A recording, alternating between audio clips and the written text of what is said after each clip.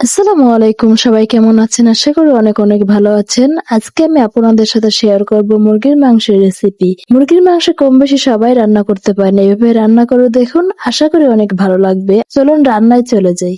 এখানে 1 কেজি মুরগির মাংস নিয়েছি। দিয়ে দেব 1 টেবিল চামচ পেঁয়াজ বাটা, 1 টেবিল চামচ আদা রসুন বাটা। দিয়ে দেব হলুদের গুঁড়া 1 টিস্পুন, মরিচের গুঁড়া 2 টিস্পুন, লবণ স্বাদ মতো, ধনিয়া গুঁড়া 1 টিস্পুন, জিরা হাফ টিস্পুন, 1 টেবিল চামচ সরিষার তেল দিয়ে মাংসগুলো ভালোভাবে ম্যারিনেট করে নিব। একটি কড়াইয়ে কিছুটা সরিষার তেল দিয়ে দেব কয়েকটি তেজপাতা, একটু নেড়ে চেড়ে দিয়ে দেব হাফ কাপ পেঁয়াজ কুচি।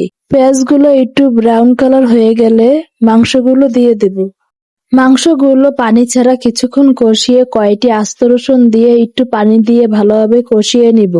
ঢাকনা দিয়ে কিছুক্ষণ কষিয়ে নিয়েছি, এখন দিয়ে দেব কিউব করা কিছু আলু দিয়ে কিছুক্ষণ নেড়ে চেড়ে দিয়ে দিচ্ছি 1 টিস্পুন গরম মশলা দিয়ে ভালোভাবে 10 মিনিট অল্প জালে কষিয়ে নিব।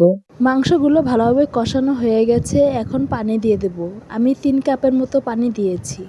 সবকিছু ভালোভাবে নেড়ে চেড়ে ঢাকনা দিয়ে 10 মিনিট রান্না করে নেব। ঢাকনাটা উঠিয়ে দিয়ে দেবো 1 চা চামচ জিরা গুঁড়া দিয়ে ভালোভাবে নেড়ে চেড়ে ঢাকনা দিয়ে একটু রেখে দেব। হয়ে যাবে আমাদের মুরগির মাংস রান্না। ভালো লাগলে লাইক কমেন্ট শেয়ার করবেন। Thank you for watching video.